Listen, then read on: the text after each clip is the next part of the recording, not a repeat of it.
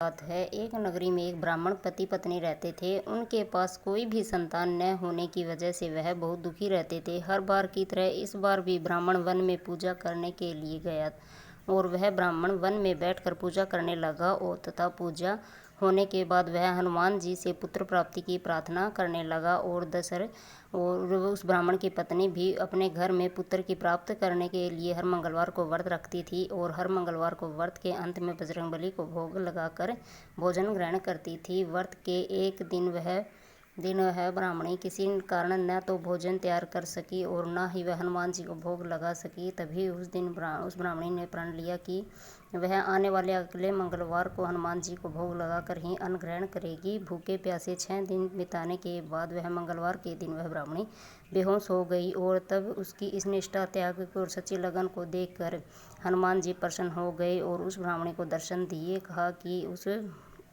ब्राह्मणी से प्रसन्न होकर उसे एक पुत्र प्राप्ति के लिए वर देते हैं तथा वर स्वरूप उस ब्राह्मणी को हनुमान जी पुत्र देकर अंतर्ध्यान हो जाते हैं। ब्राह्मणी पुत्र प्राप्ति से अति प्रसन्न हो जाती है और उस पुत्र का नाम मंगल रख देती है।